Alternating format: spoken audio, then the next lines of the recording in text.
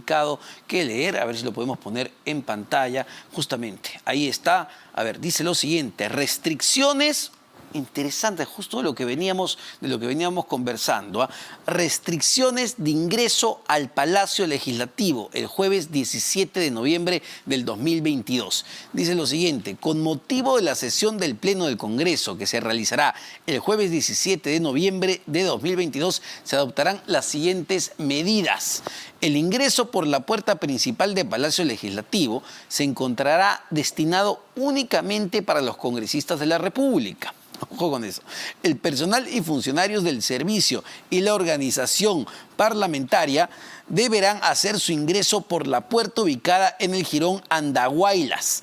Se suspenden las visitas guiadas y se restringe el ingreso de visitantes. Se restringe el ingreso vehicular al frontis y al perímetro de Palacio Legislativo, es decir, el pasaje Simón Rodríguez y jirón Andahuaylas. Ahí están las restricciones para el día de mañana. ¿Por qué? ¿Por qué se dan estas restricciones? Bueno, mañana hay pleno del Congreso y hay que recordar, el premier dijo que en el siguiente pleno él iba a insistir con la presentación de esta cuestión de confianza, y hace poco el presidente de la República, en un evento que tuvo, dijo que iba a responder de manera categórica al Congreso de la República, que acababa de aprobar el informe con la acusación de traición a la patria. Así que entendemos que por ahí va quizá estas restricciones. Para analizar la situación política estamos ya con Juan de la Puente, politólogo. Juan, ¿cómo estás? Ante todo, muy buenas noches. Buenas noches. Juan, hay varios temas que has lanzado incluso en tu cuenta de Twitter que me interesa comentar, en particular sobre los congresistas y la evolución que hemos tenido en los congresos, pero quería empezar con este tema y con las jugadas políticas que estamos viendo en este momento a puertas de recibir la misión de la OEA. ¿Puede venir por ahí, puede venir, digamos, el contragolpe del Ejecutivo para tensar un poco más la situación, o crees que esta amenaza de la cuestión de confianza ya quedó ahí? Bueno, hay una situación tensa y que tiene que ver con tanto con la acusación a traición a la patria, la venida de la OEA, esta posibilidad de la cuestión de confianza. Yo lo que sospecho es que el día de mañana tendrán que producirse, aunque sea de manera informal, algún tipo de negociación. Porque si bien es cierto que los ministros tienen el derecho constitucional de participar en las sesiones del Congreso con voz pero sin voto, no obstante esa prerrogativa no puede ser planteada pues invadiendo el Parlamento con una docena, 2 docenas de personas. Entonces me parece que debería primar ahí la racionalidad y que esto no llegue a mayores. Pero que hay una tensión, que tiene múltiples formas de expresarse, sí, la acusación de traición a la patria, hoy día se ha admitido en la subcomisión la acusación de la fiscal, viene la misión de la OEA, el presidente está en campaña hablando contra el Congreso todos los días.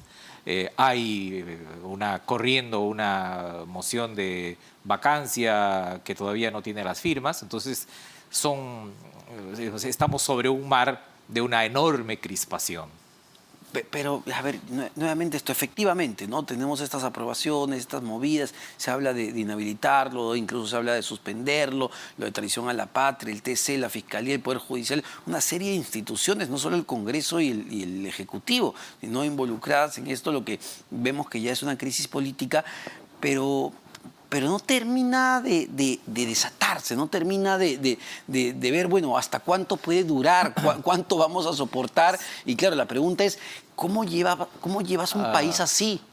Bueno, al revés, claro, no se puede desatar porque se ha anudado. Porque el año pasado teníamos una crispación bilateral ejecutivo-legislativo. Hoy tenemos varios actores en la escena. Tenemos la Junta de Justicia, la Fiscalía, el Tribunal Constitucional, el Poder Judicial, cuya sala permanente penal va a haber una apelación sobre la tutela de derechos. Tenemos la internacionalización, la judicialización de la política. Creo que estamos en un escenario totalmente nuevo. Teníamos una especie de estabilidad ingobernable y hoy tenemos una inestabilidad y al mismo tiempo ingobernabilidad. Y me parece que habría que prepararse para que esta crisis que va a ser larga tenga disrupciones y probablemente estemos cerca de alguna disrupción. Hay un deterioro muy notable de los términos de intercambio de la democracia en los últimos días. ¿Crees que es momento, a ver, sin quitarle peso ni validez a la denuncia constitucional que ha presentado la Fiscalía de la Nación, insisto, los elementos de convicción que hay y todo esto, pero ¿crees que ya llegó el momento donde los actores políticos tendrían que empezar a tratar de conversar y decir, a ver, ¿qué salida viable tenemos para el país en búsqueda de lo mínimo para seguir generando empleo, para que las obras sigan avanzando? Porque pareciera que muchísimas cosas se han paralizado. Bueno, sectores de la oposición han planteado que la venida de la misión de la OEA sirva para instalar una mesa de diálogo. Eso es porque además todas las mediaciones nacionales han volado. No hay espacios de mediación. Entonces, los discursos han progresado, los términos de intercambio se han deteriorado, pero yo vería la misión de la OEA como un punto de partida. No como una oportunidad. Pero no como un punto de llegada, porque me parece que esta primera oportunidad, yo creo que van a ser una especie de reconocimiento del terreno. No me animaría todavía a señalar que la OEA, la Comisión Permanente de la OEA, va a plantear cosas mucho más específicas respecto del Perú. Hay que prepararse, por eso digo, para una crisis larga. Esta es una crisis larga. Llevamos 6, 7 años de la crisis.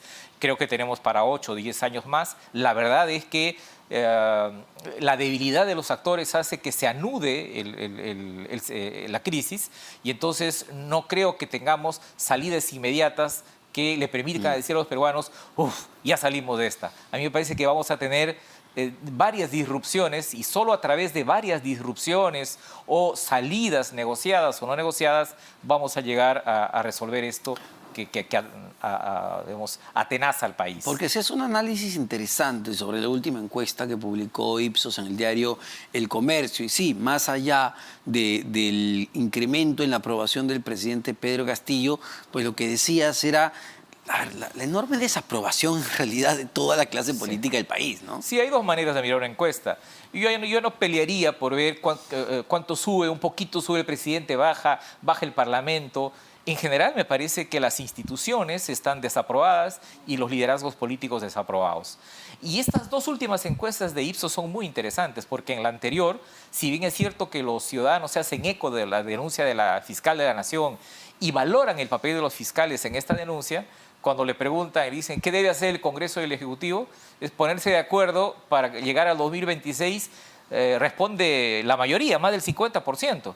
Lo cual implica que la opinión pública tiene un poquito más de racionalidad, quizás siente que esta no es su crisis, que los políticos deben resolver algo que ellos mismos han creado.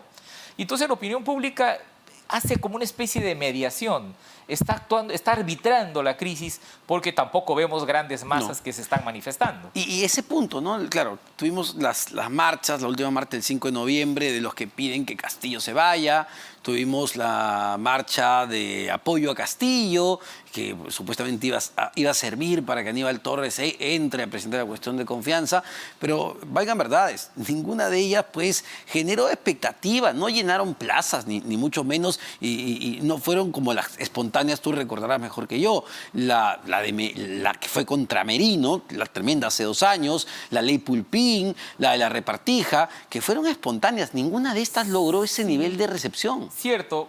No, la marcha del 5 de noviembre tuvo un poco más de volumen y creo que las capas medias de Lima se interesan más de participar en la política contra el presidente. Pero en general yo diría que las marchas no tienen un volumen en función de la naturaleza de la crisis. Y eso sí preocupa. La gente dice, o algunos analistas dicen que eso es indiferencia. Yo digo que no es indiferencia, es diferencia. Es decir, la gente está manteniendo su distancia. Siempre digo, es como un partido que está jugando en el Estadio Nacional, pero las tribunas están vacías porque la gente está afuera. Y si es que algún actor o algunos actores logran impactar con una salida, con una propuesta a la gente se movilizará. Por ahora la gente dice, sí hay corrupción, creen las acusaciones contra el presidente, pero dicen, oye, pónganse de acuerdo todavía, ejerciendo esa especie de mediación muy extraña en una crisis como la que tenemos. Porque yo me imagino que para muchos también la pregunta que uno se hace, ok, tú quieres que marche, que salga a marchar contigo para que salga Castillo, ya, pero la pregunta es, ¿se va Castillo y luego qué? ¿Quién va a entrar? ¿Tú vas a entrar? ¿Tú vas a asumir el gobierno? que fue lo que pasó con Manuel Merino. Sacaron a Vizcarra y asume Merino. La gente no quería a Merino. A eso me refiero con que me parece que vamos a tener una crisis larga con aproximaciones sucesivas. Lo menos que lo que menos interesa y yo creo que le haría mucho daño al país es tener gobiernos cortos, presidencias cortas. Creo que esta salida de la crisis debe pasar por el fortalecimiento de la presidencia. La presidencia es la principal institución del país que ha quedado en descrédito y me parece que reforma con salidas es un buen mix.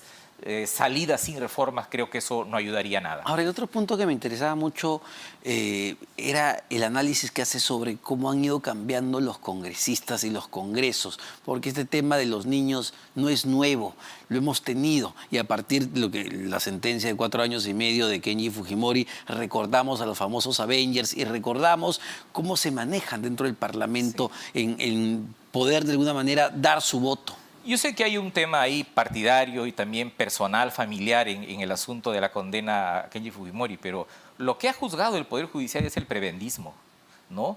Como también juzgó el prebendismo del año 2000 de los topos y está juzgando ahora el prebendismo de los niños.